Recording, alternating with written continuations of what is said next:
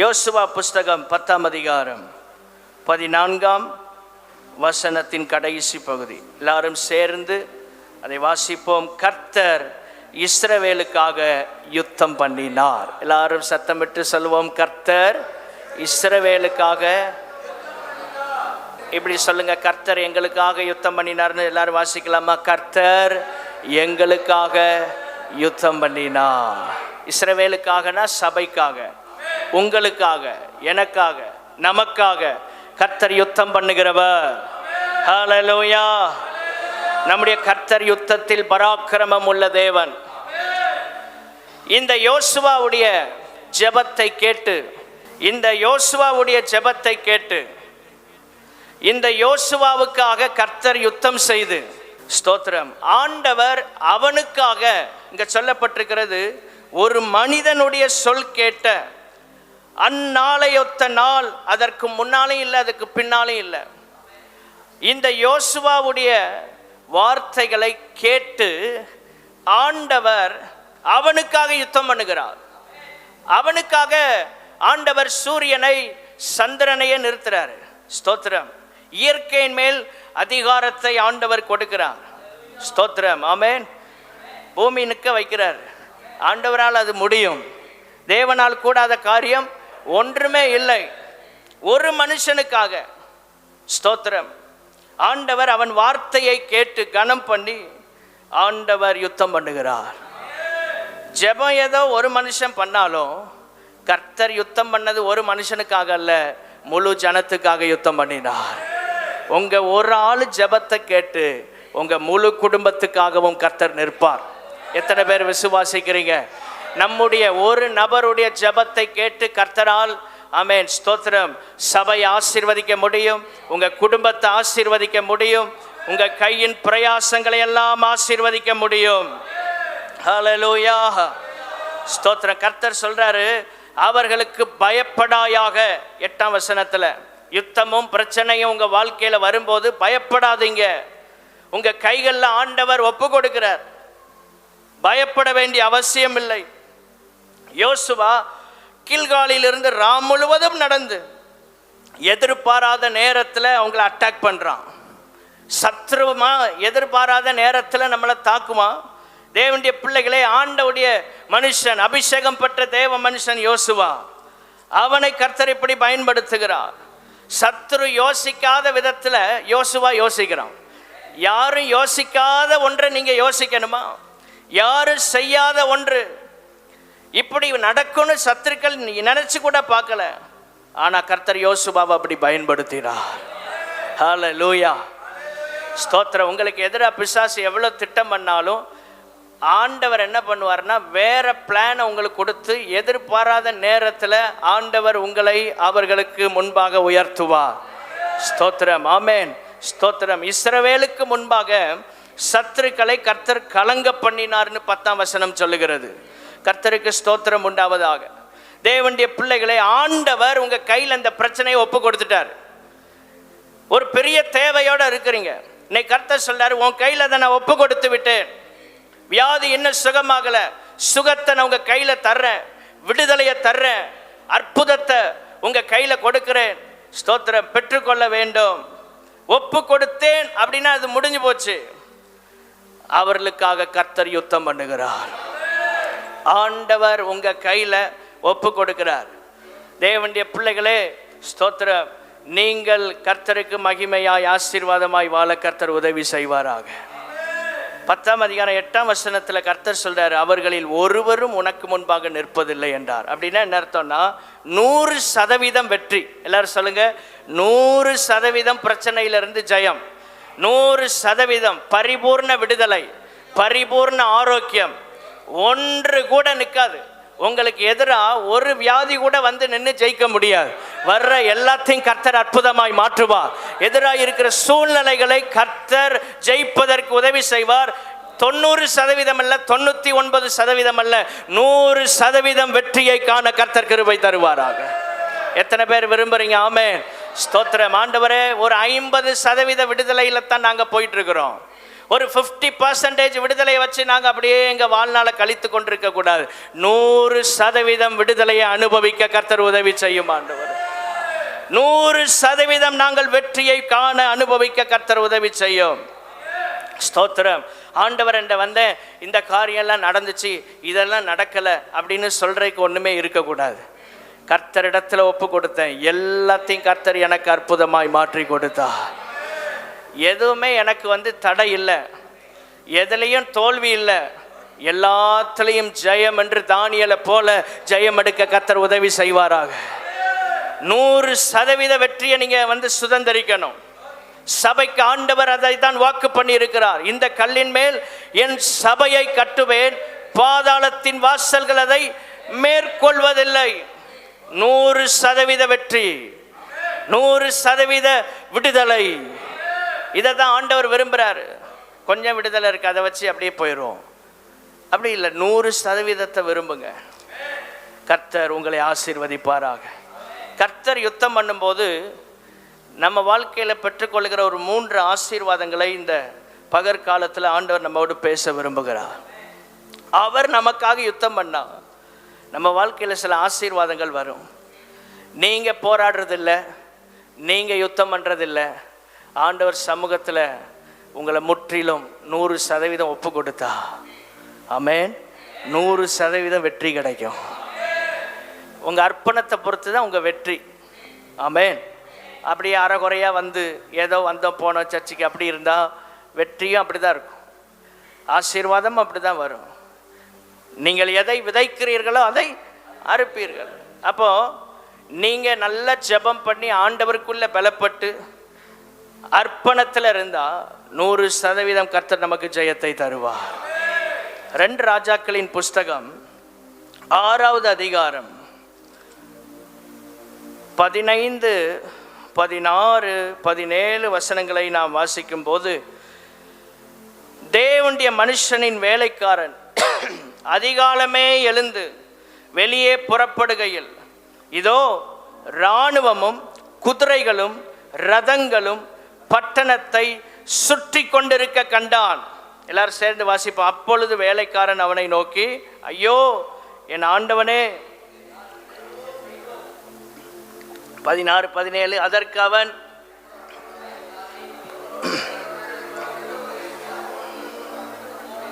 எல்லாரும் சேர்ந்து வாசிப்போம் சத்தமா. அப்பொழுது எலிசா விண்ணப்பம் பண்ணி, கர்த்தாவே,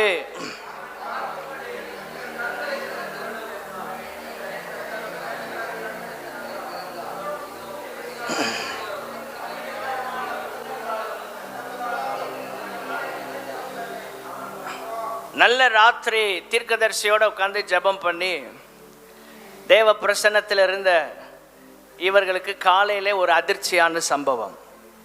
ராத்திரி நல்லா ஜெபம் பண்ணிட்டு தான் படுத்திருப்பீங்க.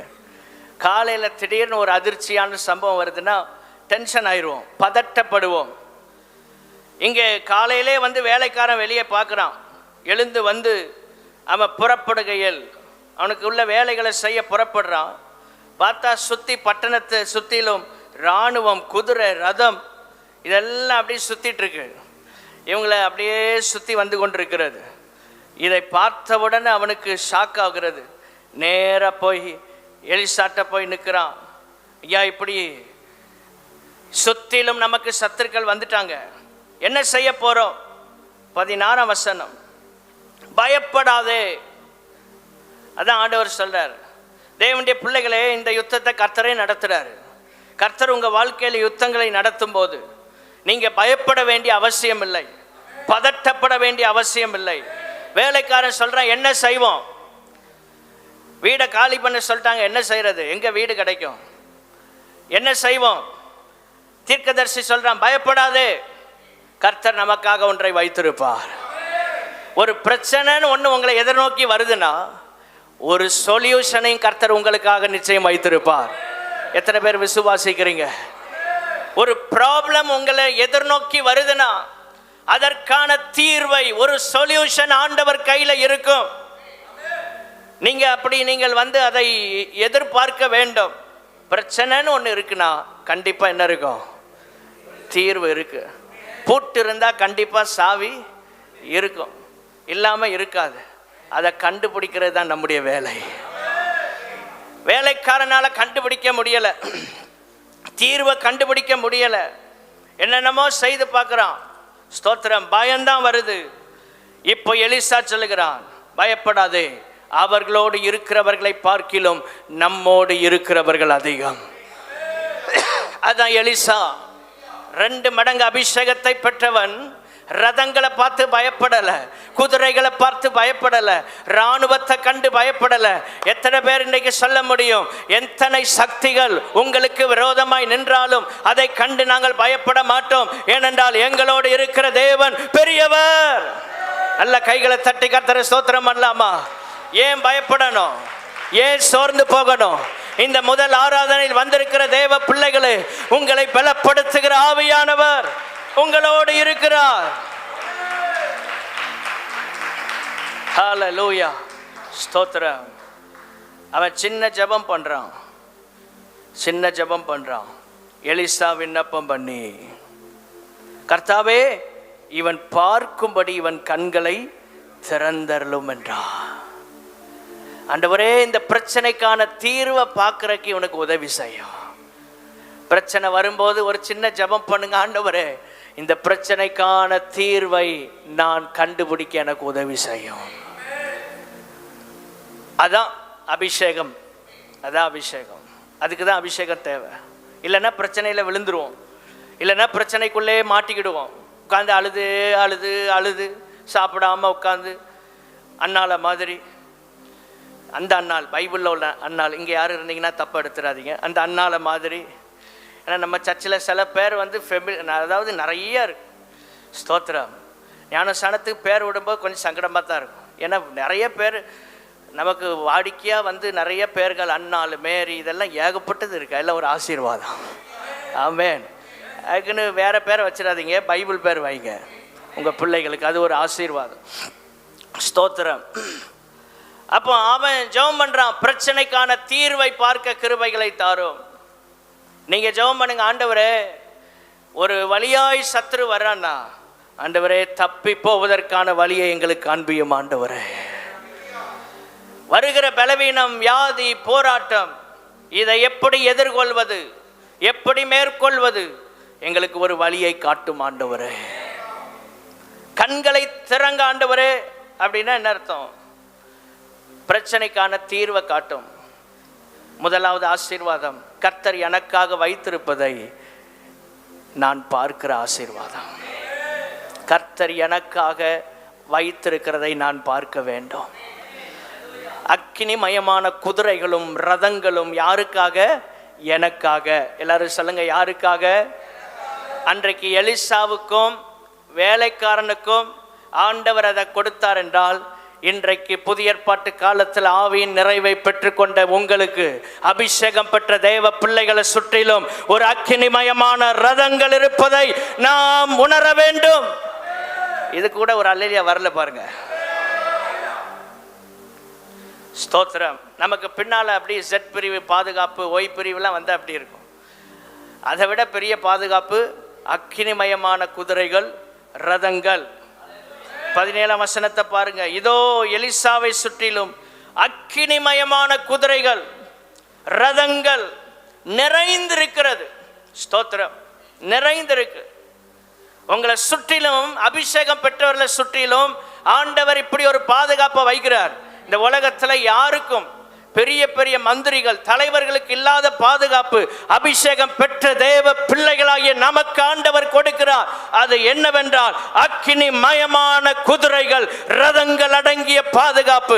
விசுவாசிக்கிறவங்க கைகளை தட்டி ஒரு விசை கர்த்தரை தோத்திரம் பண்ணி, எந்த போராட்டம் பிரச்சனை வந்தாலும் இந்த பகற்காலத்தில் கர்த்தர் சொல்றாரு, அவர்களோடு இருக்கிறவர்களை காட்டிலும் நம்மோடு இருக்கிறவர்கள் அதிகம். தேவனுடைய பிள்ளைகளே, அபிஷேகம் பெற்ற தேவ பிள்ளைகளே, உங்களுக்காக கர்த்தர் வைத்திருக்கிற பாதுகாப்பு விசேஷித்தது. இந்த உலகத்துல யாருக்கும் இல்லாத பாதுகாப்பு ஆண்டவர் உங்களுக்கு வச்சிருக்காரு.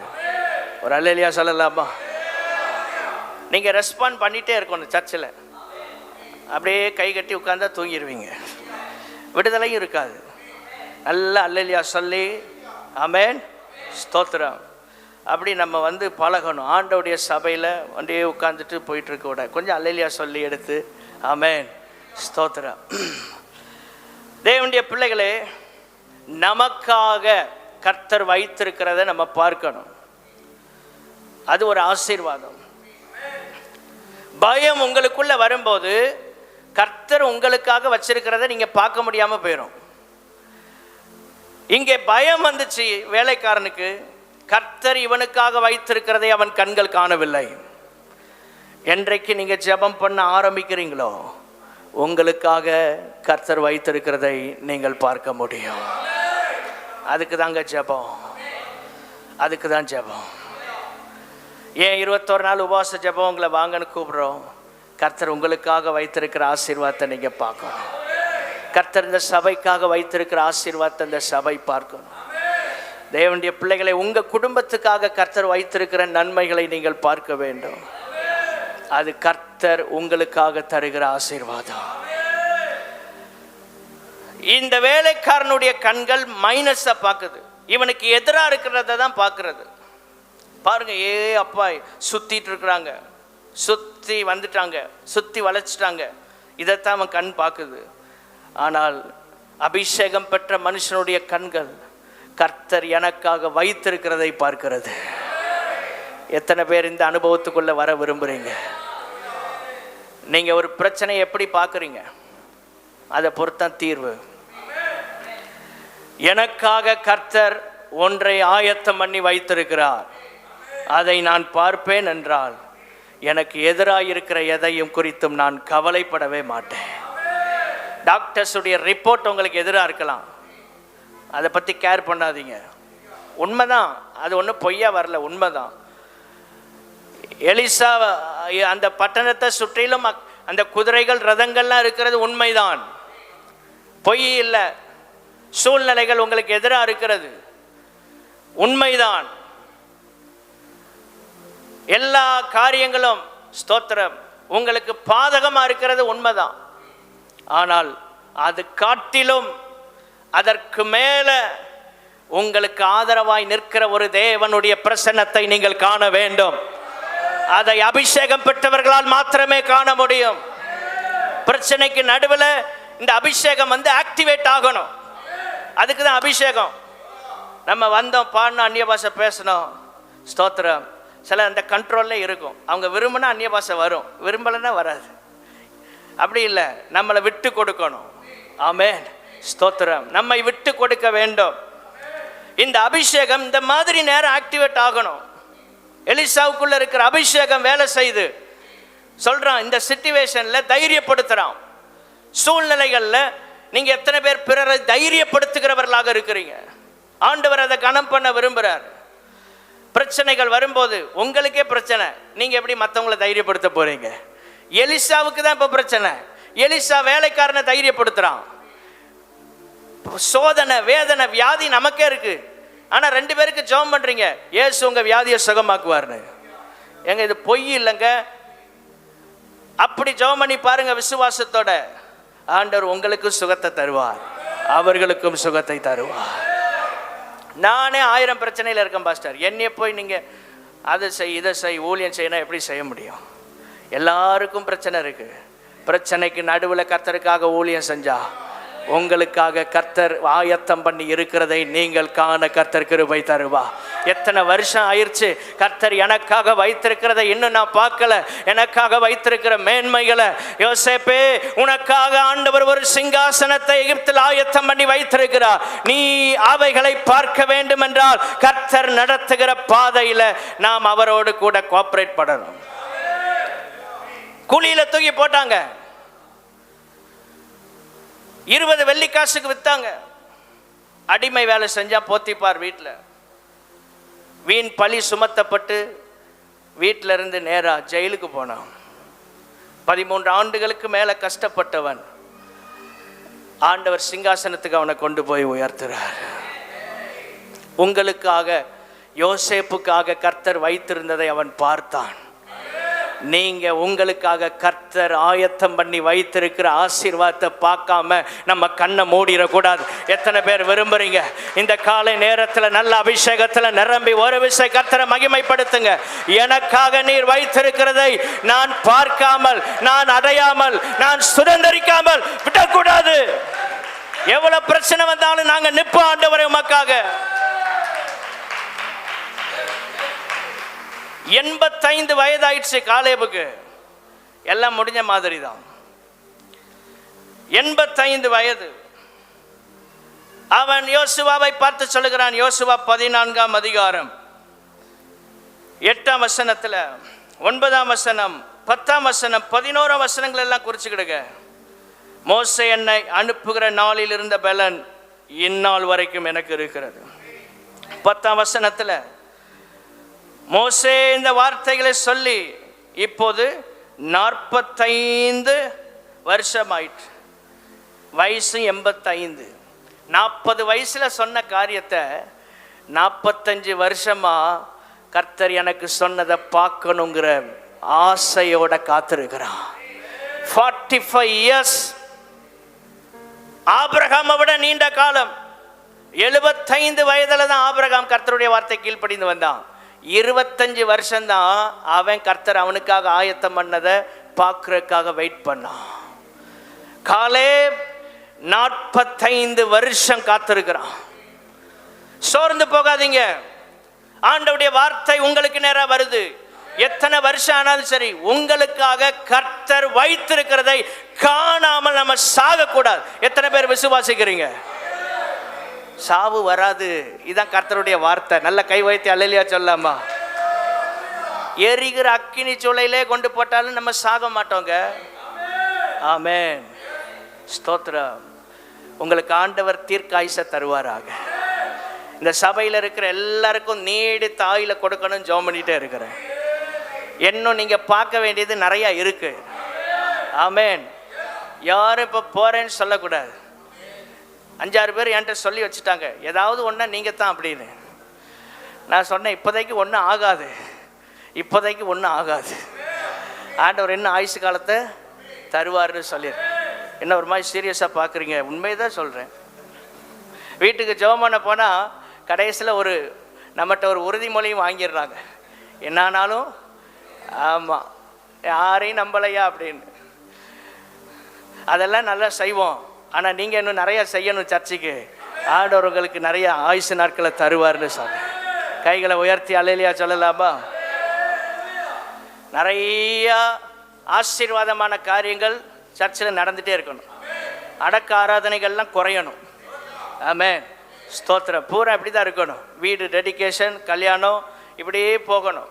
ஸ்தோத்திரம். ஆசீர்வாதம், ஊழியத்துக்கு வர்றது, அபிஷேகம் பண்ணி அனுப்புறது இப்படியே பெருகணுமே தவிர, ஆமென், அங்கே அந்த சைடில் எப்போமாவது தான் இருக்கணும், ரொம்ப போகக்கூடாது. அதுக்காக ஜெபம் பண்ணிகிட்டே இருக்கிறேன். ஆமென். நீங்கள் ஜெபம் பண்ணுறீங்களா? ஆமென். ஸ்தோத்திரம். ஆண்டவரே, நாங்கள் நீர் எங்களுக்காக வைத்திருக்கிறத பார்க்காம போயிடக்கூடாது. காலேபுடைய பிரேயர் அதுதான். 85 வயது, பிரச்சனை இல்லை. யோசுவாவே, இப்போ கூட மலை நாட்டை நான் போய் சுதந்திரிச்சிடுறேன், மலை நாட்டை பார்க்காம நான் சாகக்கூடாது. அதான் காலேபினுடைய வைராக்கியம். இந்த பகற்காலத்தில் ஆண்டவர் உங்களோட பேசுகிறார். கர்த்தர் எனக்காக வைத்திருக்கிறதை நான் அடையாமல் என் ஜீவன் போகக்கூடாது. கர்த்தர் எனக்காக வைத்திருக்கிறதை நான் சுதந்திரிக்காமல் நான் ஓட்டத்தை முடிக்க கூடாது. நல்ல கைகளை தட்டி எல்லாரும் உற்சாகமா ஒரு விஷய கர்த்தரை தோத்திரம் பண்ணுங்க. ஆமென். எனக்காக கர்த்தர் வைத்திருக்கிறதை நான் பார்க்க, அனுபவிக்க கர்த்தர் கிருபை தருவாரா?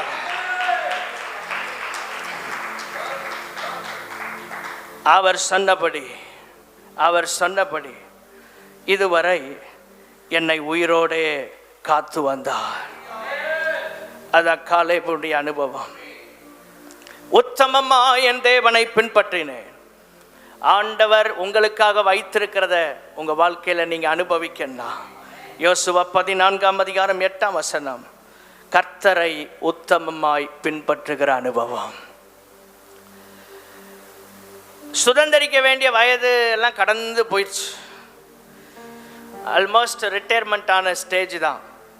ஆனால் அந்த வயசில் அவன் சொல்கிறான், கர்த்தர் சொன்னபடி, கர்த்தர் என்னோடு இருப்பார் என்றால் கர்த்தர் சொன்னபடி அவர்களை துரத்தி விடுவேன். 12ஆம் வசனத்தின் கடைசி பகுதி. எல்லாம் முடிஞ்சிருச்சுன்னு நினைக்காதீங்க. ஆண்டவர் இன்னைக்கு உங்களோட தீர்க்க தரிசன வார்த்தையோடு பேசுகிறாரு. எல்லாம் முடிஞ்சிட்டு என்ன எவ்வளோ நாள் இருப்போமோ எஞ்சிய நாட்கள்னு யோசிச்சுட்டு இருக்கிறீங்க. ஆண்டவர் சொல்கிறாரு, உங்களுக்காக கர்த்தர் வைத்திருக்கிறத நீங்கள் இன்னும் பார்க்கல, இன்னும் சுதந்தரிக்கிற வரைக்கும் கர்த்தருடைய கிருபை உங்களை விட்டு விலகாது. 1000 பிரச்சனை வந்தாலும், வியாதி வந்தாலும் திரும்ப எழும்பி வருவீங்க தேவ சமூகத்துக்கு. நல்ல கை தட்டியிருக்கணும் இதுக்குள்ள உற்சாகமா. அப்படியே உட்கார்ந்துட்டு இருக்கக்கூடாது. கர்த்தருக்கு ஸ்தோத்திரம். அல்லேலூயா. ஆண்டவர் என்னை அவர் சொன்னபடியே உயிரோடே காத்தார். 10ஆம் வசனம். உத்தமமா கர்த்தரை சேவிக்கிறவர்களை உயிரோட காப்பார். நம்ம செய்ய வேண்டிய வேலையை செய்து முடிக்கிற வரைக்கும் ஆண்டவருடைய கிருபை நம்மளை விட்டு விலகாது. தைரியமா இருங்க. எல்லாம் வரட்டும், வர்றது வரட்டும், போறது போட்டும், கர்த்தர் உங்களோட இருப்பார். என்ன வந்தாலும் நிற்பதற்கு ஆண்டவர் பலன் தருவாராக. ஹல்லேலூயா. அடிக்கடி ஆலயத்துக்கு வந்து வந்து உங்களை புதுப்பிச்சு அபிஷேகத்தை பெற்றுக்கொண்டே போக. இந்த வார்த்தை தான் உங்களை தைரியப்படுத்தி ஓட வைக்கும். ஆண்டவருடைய பிரசன்னம் தான் மோசைய கடைசி வரை பாதுகாத்தது. ஆண்டவர் உங்களுக்காக வைத்திருக்கிறத நீங்க பார்க்கணும்னா கர்த்தரை உத்தமமா பின்பற்றுங்க. அவர் சொன்னதை செய்து முடிக்க வல்லமை உள்ள தேவன். கைகளை உயர்த்தி ஒரு ஆமென் சொல்லலாம். அவர் சொன்னதை செஞ்சு முடிச்சிருவார். ஹல்லேலூயா. ஸ்தோத்திரம். ஈஸியா வேலையை முடிக்கிறான். எப்படி நடக்கும் சொல்றான். யார் எப்ரோனை பிடிக்கிறாங்களோ அவங்களுக்கு என் மகள் அக்ஷாலை கொடுத்துட்றேன். முடிச்சிட்டான் வேலையை.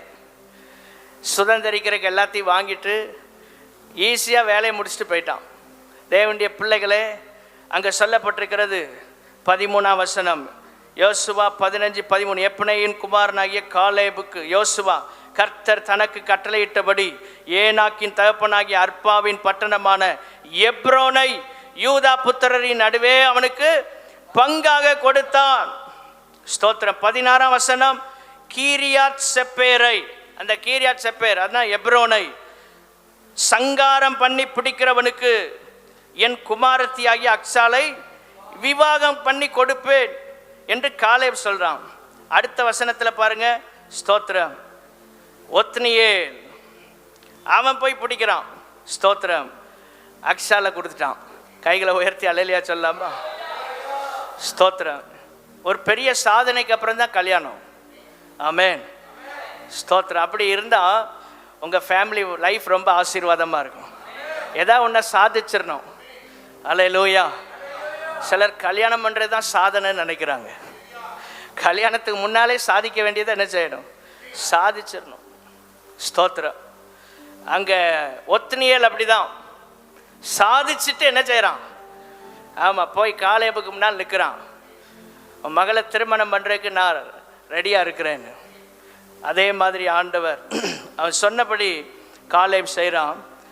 அவள் ஆசீர்வாதத்தை முதல்ல தகப்பன் ஒன்றை கொடுக்குறான்.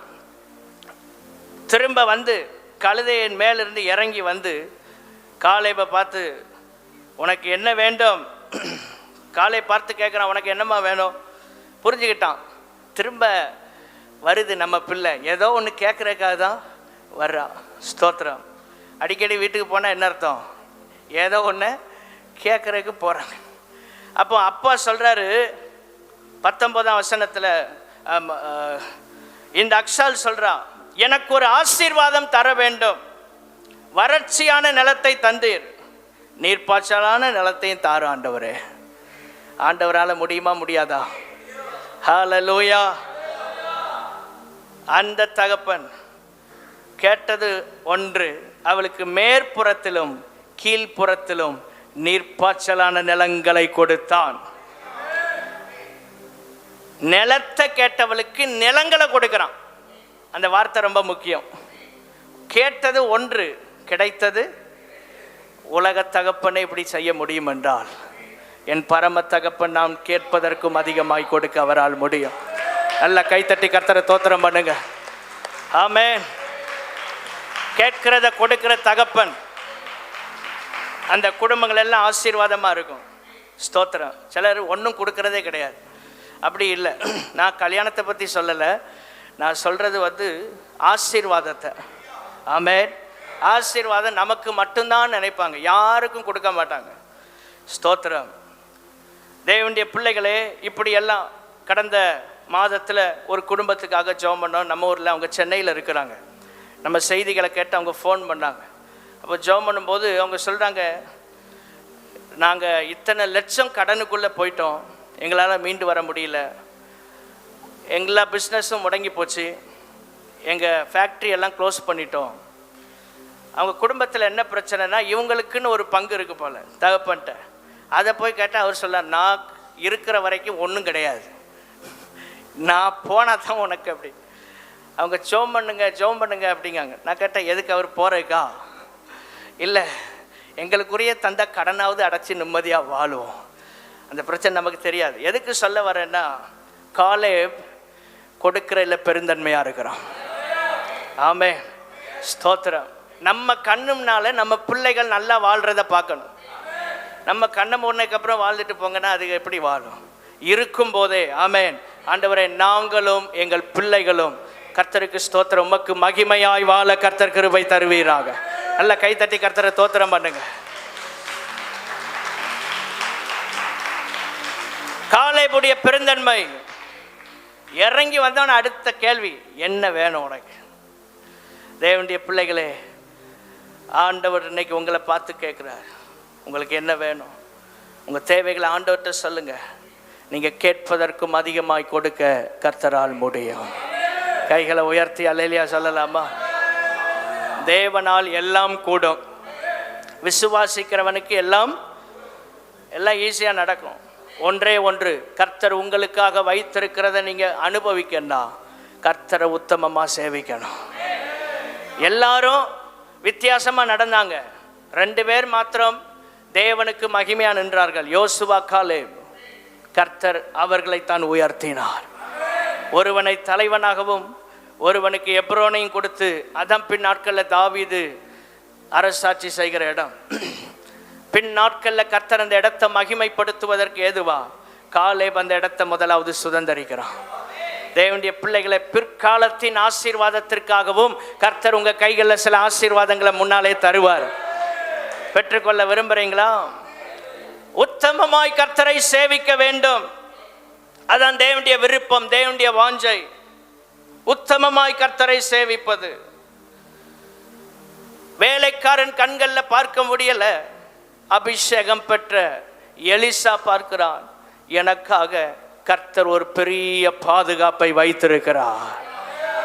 சுற்றிலும் சூழ்நிலைகளை எதிராக இருக்கும் போது உங்க கண்கள் பிரச்சனைகளை அல்ல, வேலைக்காரனுடைய கண்களை போல அல்ல, எலிசா என்கிற அபிஷேகம் பெற்றவனுடைய கண்களை போல. கைகளை உயர்த்தி கேளுங்க, நீர் எங்களுக்காக வைத்திருக்கிறதை நாங்கள் பார்க்க கர்த்தர் கிருபை தருவீராக.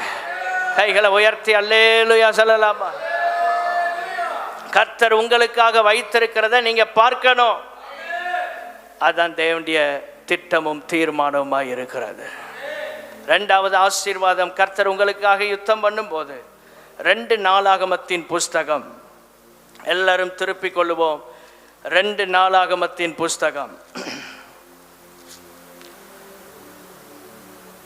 20ஆம் அதிகாரம். 20ஆம் அதிகாரம். ஸ்தோத்திரம். 22ஆம் வசனம். அவர்கள் பாடி துதி செய்ய தொடங்கின போது யூதாவுக்கு விரோதமாய் வந்து பதிவிருந்த அம்மோன் புத்திரரையும் மோவாபியரையும் சேயீர் மலை தேசத்தாரையும் ஒருவருக்கு விரோதமாய் ஒருவர் கர்த்தர் எழும்ப பண்ணினதினால் அவர்கள் வெட்டுண்டு விழுந்தார்கள். 2வது ஆசீர்வாதம், கர்த்தர் உங்களுக்காக யுத்தம் பண்ணும்போது பிரச்சனையை வேற பக்கம் டைவர்ட் பண்ணிடுவார்.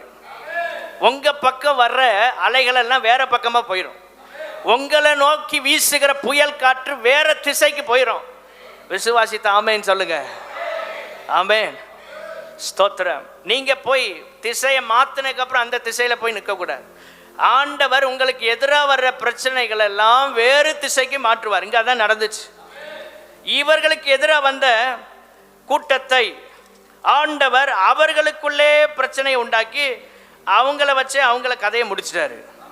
எதிரியை வச்சு எதிரியை முடிச்சிட்டாரு. நம்ம ஆண்டவுடைய பாலிசி அதான். எத்தனை பேர் புரியுது? ஒரு அல்லேலூயா சொல்லாமா? இவங்க இங்கே உட்காந்து பாட்டு பாடிட்டு இருக்காங்க. ஸ்தோத்திரம். சத்துருக்கள் பார்க்குறாங்க, ஏதோ பைத்தியக்கார கூட்டம் வந்திருக்குப்பா. இன்னைக்கு நம்மளை அப்படி தானே உலகம் பார்க்குது. பாட்டு பாடினா, வீட்டு கூட்டம் நடத்தினா ஏதோ பைத்தியக்கார கூட்டம் வந்து உட்காந்துருக்கு, ஓன்னு சத்தம் போடுதாங்க. ஸ்தோத்திரம். இந்த ரோட்டில் அன்றைக்கி ஒரு நாள் நமக்கு ரொம்ப வேண்டிய ஒரு நபர், ஸ்தோத்திரம், முன்னால் அடிக்கடி பிரச்சனைக்கெலாம் வந்திருக்கிறார். அவர் ஒரு நாள் 2 பேரும் ஏற்றத்தாலும் சந்திச்சிட்டோம், வேறு வழி இல்லை. அவரை விஷ் பண்ணேன், அவரு விஷ் பண்ணார். விஷ் பண்ணிட்டு சொல்கிறார், சார் நல்லா இருக்கீங்களா அப்படின்னு. நல்லா இருக்கிறோம், சவுண்டை மட்டும் குறைக்க மாட்டேங்கிங்களே அப்படின்னு. அது எங்கள் ரத்தத்திலே ஊர்னது, அதுதானே உயிர். சத்தலைன்னா சோழி முடிஞ்சு. ஆமென்.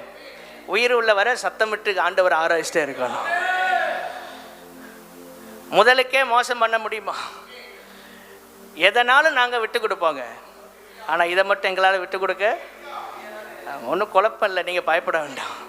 அவ்வளோ கேட்டு போயிட்டார், நிற்கவே இல்லை. அவருக்கு தெரியும் இவங்களை மாற்ற முடியாது. எல்லாரும் புரிந்து கொள்வாங்க. இந்த கூட்டத்தை மாற்ற நம்மளால் முடியாது. தேவனுடைய பிள்ளைகளே, வேற பக்கம் கர்த்தர் திசையை மாற்றிடுவார். உங்களுக்கு எதிராக வர்றதெல்லாம் என்ன செய்யும் சொல்லுங்க? வேற பக்கம் என்ன செய்யும்? மாறும். ஆமென். ஸ்தோத்திரம். அதைத்தான் இங்கே வாசிக்கிறோம். அம்மோனியர், மோவாபியர், சேயீர் மலை தேசத்தார், 3 கூட்டங்கள் இவர்களை எதிர்க்கிறது. 3 கூட்டங்கள் எல்லாம் சேர்ந்து வந்து மொத்தமாக நிற்கிறாங்க. 3 எதிர்க்க நம்மளால் திராணி இல்லை, வேற ஒன்றுமே செய்யலை. யோசபாத் தரை மட்டும் 18ஆம் வசனத்தில் முகம் குனிந்தான். பிரச்சனையும் போராட்டமும் வரும்போது சர்ச்சில் வந்து முழங்கால் போட்டு ஜெபம் பண்ணுங்க. தீர்வதான். சகல யூதா கோத்திரத்தாரும் எருசலேமின் குடிகளும் கர்த்தரை பணிந்து கொள்ள கர்த்தருக்கு முன்பாக தாழ விழுந்தார்கள். நம்ம மட்டும் இல்லைங்க, முழு குடும்பமாக வந்து ஆண்டவர் சமூகத்தில் நம்மளை தாழ்த்தணும். முகம் குனிந்து தாழ விழுந்தாங்கன்னா அதான் தேவ சமூகத்தில் ஒரு நாள் நமக்குள்ள ஒரு மேட்டிமா வரவே கூட. சர்ச்சுக்கு வரும்போது தாழ விழுந்துடணும். அப்படி ஒரு தாழ்மை, அந்த ஒரு மனப்பக்குவம். ஸ்தோத்திரம். ஆண்டவருடைய சமூகத்தில் நம்மளை விட்டு கொடுத்து ஜெபம் பண்ணுறது. பெரிய ராஜா அந்தஸ்தெல்லாம் மறந்துல அந்தஸ்தெல்லாம் கீழே இறக்கி வச்சுட்டு ஆண்டவருடைய பிரசன்னத்தில் வந்து ஜெபம் பண்ணுறான்.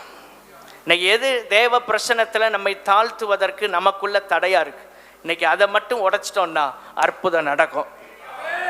ராஜாவே வந்து முழங்கால் போடுறாங்க, ராஜாவே வந்து கீழே விழுந்து கிடக்குறான். நம்ம என்ன சொல்லுவோம்? ஆண்டவர் முழங்கால் போட்டால் தான் கேட்பாரோ?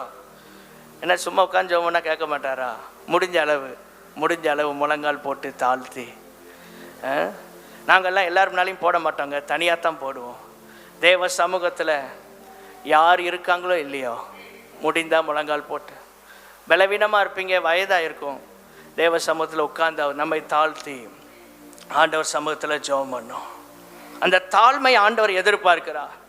20ஆம் வசனத்தில், தேவனுடைய பிள்ளைகளே, உங்களுக்கு எதிராக வர்றதை கர்த்தர் வேற பக்கம் டைவர்ட் பண்ணணும்னா, திருப்பி விடணும்னா, இந்த ஆசீர்வாதத்தை நீங்கள் பார்க்கணும்னா, ஸ்தோத்திரம், அங்கே சொல்லப்பட்டிருக்கிறது 20ஆம் வசனத்தில், கர்த்தரை நம்புங்கள் அப்பொழுது நிலைப்படுவீர்கள்.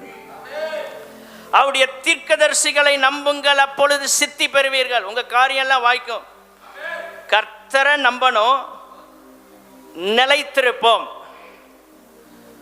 நிலைத்திருப்போம், அசைய மாட்டோம். என்ன பிரச்சனை வந்தாலும் கர்த்தரை நம்பினா உறுதியா இருப்பீங்க. எவ்வளவு போராட்டம் வந்தாலும் சர்ச்சை விட மாட்டோம், ஆராதனை மிஸ் பண்ண மாட்டோம். ஏன்னா கர்த்தரை தான் நம்பி இருக்கிறோம். கைகளை உயர்த்தி அல்லேலூயா சொல்லலாமா? 2வது, கர்த்தருடைய ஊழியக்காரரை நம்புங்கள். நாங்கள் கர்த்தரை தான் நம்புவோம், பாஸ்டர் எல்லாம் நம்ப வேண்டிய அவசியம் இல்லை. பைபிள் சொல்லுகிறது கர்த்தருடைய தீர்க்கதரிசிகளை நம்புங்கள். ஆண்டவர் உங்களுக்காக வச்சிருக்கிற ஊழியக்காரரை நம்புங்க. நம்புனா நீங்கள் சித்தி பெறுவீங்களாம். உங்கள் வாழ்க்கையில் காரியங்கள் எல்லாம் கர்த்தர்னு செய்வார், வாய்க்க பண்ணுவார். அப்போ அவங்க சொல்கிற ஆலோசனை தேவ மனிதர்கள் பலிபீடத்திலிருந்து கொடுக்கிற ஆலோசனை நமக்கு பிரயோஜனமாக இருக்கும். நம்பணும். இந்த பிரசங்கம் நமக்காகத்தான் ஆசீர்வாதமாக இருக்கும்.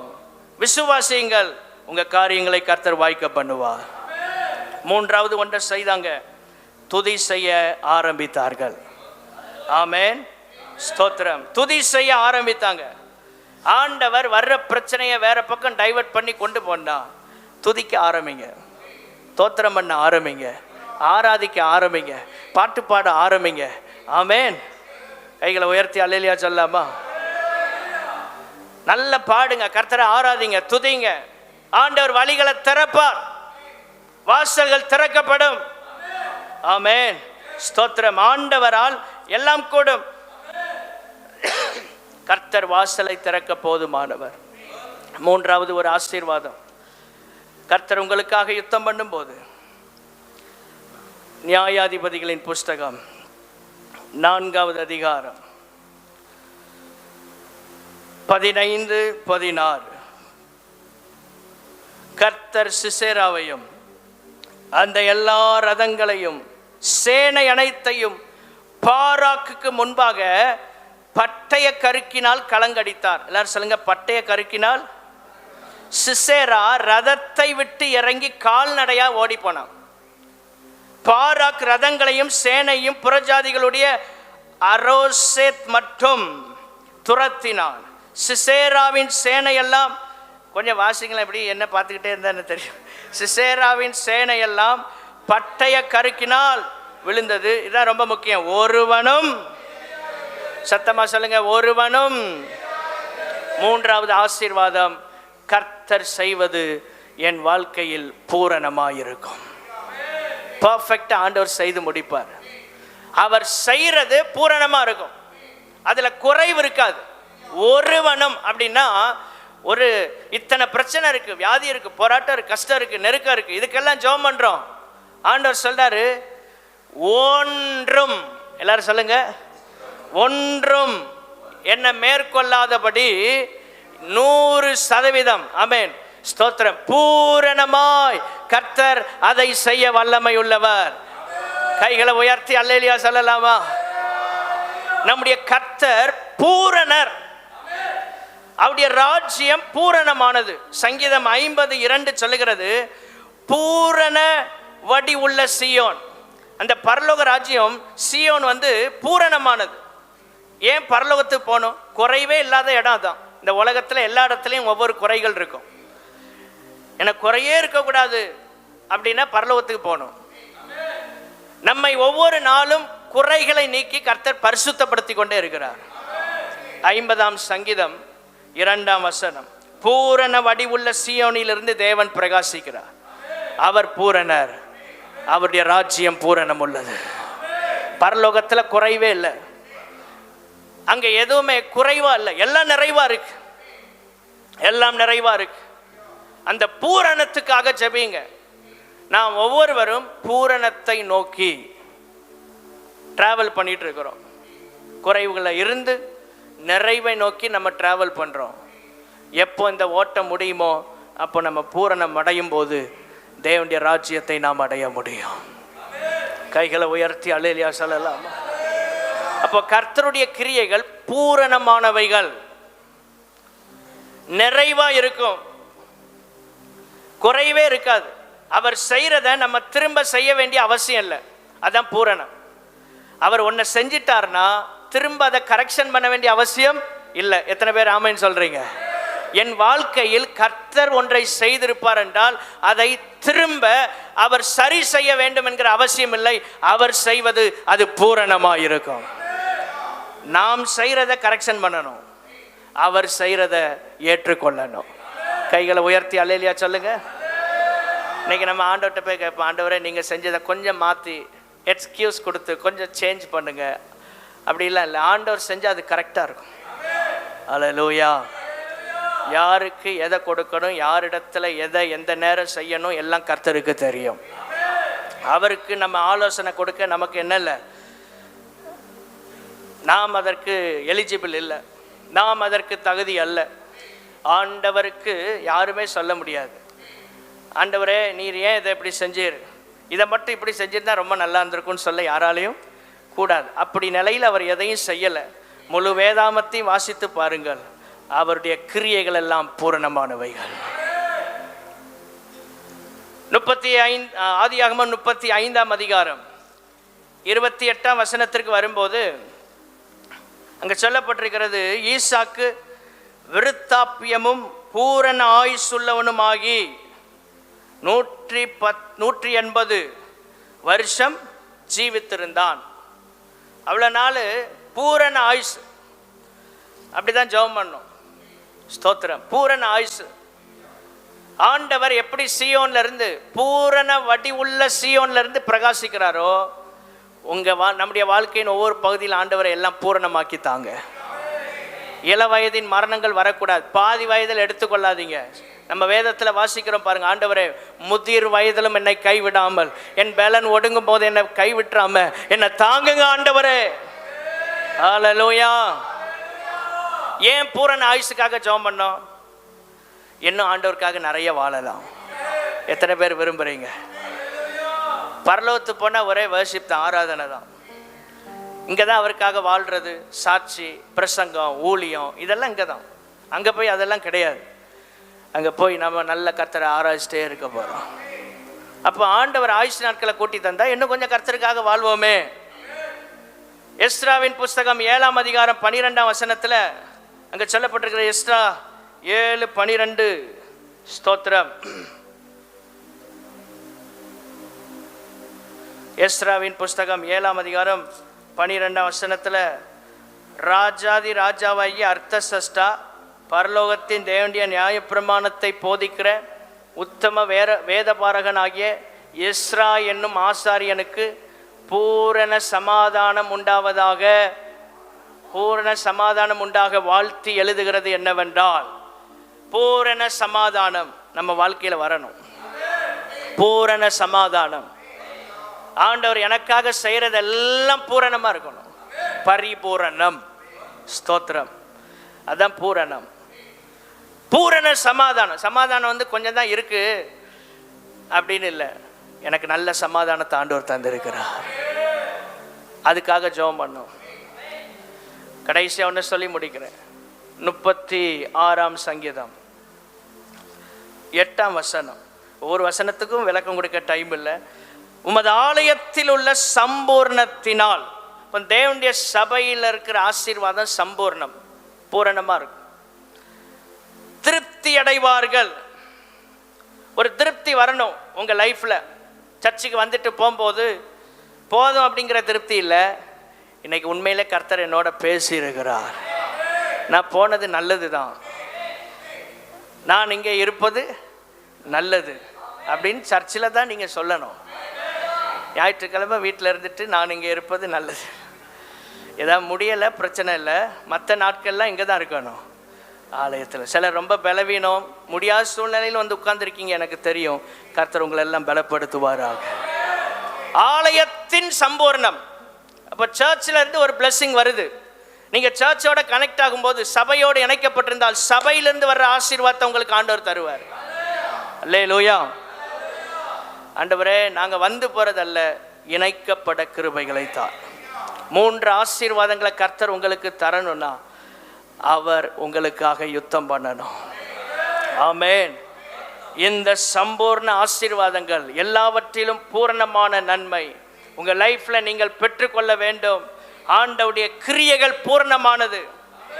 அவரிடத்தில் குறைவே இல்லை, அவரிடத்தில் குறைவே இல்லை.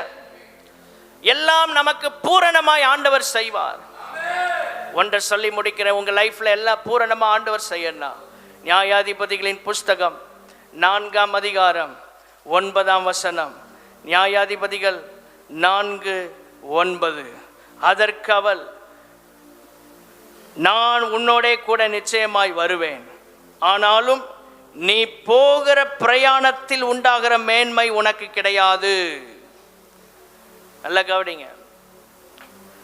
பாராக் யுத்தம் பண்றா, தெபோரால் அவனை உற்சாகப்படுத்தி கூட போறா. ஆனா சிசேராவை ஆண்டவர் உன் கையில் ஒப்பு கொடுக்க மாட்டார். இந்த யுத்தத்தின் மேன்மை உனக்கு வரக்கூடாது. ஸ்தோத்திரம். நம்ம செய்தது உண்மைதான், பிரயாசப்பட்டது உண்மைதான், கஷ்டப்பட்டது உண்மைதான், ஆண்டவருக்காக இவ்வளோ தியாகம் பண்ணது உண்மைதான். உங்கள் வாழ்க்கையில் எல்லாம் பூரணமாக கர்த்தர் செய்யணும். கைகளை உயர்த்தி சொல்லுங்க, ஆண்டவரே மகிமைய உமக்கு செலுத்த கிருபை தாரும். மேன்மை கர்த்தருக்கு போயிடணும். ஒரு அல்லேலூயா சொல்லலாமா? பவுல் அழகா சொல்றார், நான் அவர்கள் எல்லாரிலும் அதிகமாக பிரயாசப்பட்டேன். நான் ஒன்றும் ரொம்ப குறைவாக வேலை செய்யலை, நான் நிறைய செஞ்சேன் ஆண்டவருக்காக. 1 கொரிந்தியர் 15ஆம் அதிகாரம் 10ஆம் வசனம். ஸ்தோத்திரம். அங்க சொல்றாரு பவுல், அவர்கள் எல்லாரிலும் நான் அதிகமாய் பிரயாசப்பட்டேன், நான் அதிகமாய் பிரயாசப்பட்டேன், ஆகிலும் நான் அல்ல. அதான் மேன்மையை கர்த்தருக்கு செலுத்துற அனுபவம். நான் கஷ்டப்பட்டேன் உண்மைதான், ஆனால் மேன்மை எனக்கு வரக்கூடாது. ஏன்னா நான் கஷ்டப்படும் போது என் கஷ்டத்தில் என் கூட இருந்தது தேவனுடைய கிருபை. அந்த கிருபை இல்லைன்னா நான் கஷ்டப்பட்டதெல்லாம் வீணாக போயிருக்கோம், நான் ஓடியே போயிருப்பேன். இதுவரை நிற்கிறேன்னா ஆண்டவருடைய கிருபை தான் எனக்கு உதவி செய்துன்னு பவுல் அறிக்கை பண்ணுறான். இந்த பகற்காலத்தில் ஆண்டவரே கிரெடிட்ஸ் எல்லாம் உமக்கு கொடுக்க கிருபை தாங்க. 2 கைகளை உயர்த்தி சொல்லுங்க, நாங்கள் உமக்காக செய்கிற காரியங்கள், செய்த காரியங்கள் எல்லாவற்றுக்கான கிரெடிட்ஸ், மேன்மைகளை தேவாதி தேவனுக்கு நாங்கள் கொடுக்குறோம். ஆண்டவரே எங்களுக்கு ஒரு நாளும் மகிமை வரக்கூடாது. 2 கையை உயர்த்தி சொல்லுங்க, மகிமை உமக்கு வருவதாக, மகிமை உமக்கு வருவதாக. கிரெடிட்ஸை பெறக்கு நிறைய நேரங்களில் நமக்கு ஆசை வரும். நமக்கு தகுதி தானே. கிருபை என்ன செய்து தெரியுமா? தகுதி இல்லாத நமக்கு தேவன் தம்மிடத்தில் உள்ள எல்லாவற்றையும் கொடுப்பது தான் கிருபை. அப்போ என்ன அர்த்தம்னா, இவ்வளோ காரியங்களை செய்தது உண்மைதான், அந்த கிருபை தான் என்ன தகுதி இல்லாத என்ன இதெல்லாம் செய்ய வைத்தது. ஆகவே மகிமை கர்த்தருக்கு. எத்தனை பேருக்கு இப்போ புரியுது?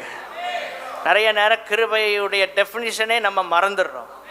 அப்பப்போ கிருபையினால் அப்படின்னு சொல்லிட்டு எல்லாமே நம்மளை மேன்மைப்படுத்திடும். ஆண்டவர் சொல்றாரு, பவுல் சொல்றாரு, அவர்கள் எல்லாரிலும் நான் பிரயாசப்பட்டேன். உண்மைதான், எல்லாருக்குமே தெரியும் பவுல் பிரயாசம் கொஞ்சம் இல்லை. ஆனால் நான் அல்ல, தேவ கிருபையை அப்படி செய்தது. இந்த பகற்காலத்தில் சொல்லணும், ஆண்டவரே நாங்கள் அல்லப்பா, உங்கள் கிருபை தான் என்னை இதுவரை தாங்கி கொண்டு வருகிறது. தேவனுடைய பிள்ளைகளே, மேன்மையை கர்த்தருக்கு கொடுங்க. 2வதாக உங்கள் வாழ்க்கையில் எல்லாம் கர்த்தர் பூரணமாக செய்கிறதுக்கு, உங்களுக்காக அவர் யுத்தம் பண்ணும்போது பூரணமாக செய்வார் எல்லாத்தையும். கிருபையை சார்ந்து கொள்ளுங்க. இருக்கிற இடத்துல எல்லாரும் எழுந்து நின்று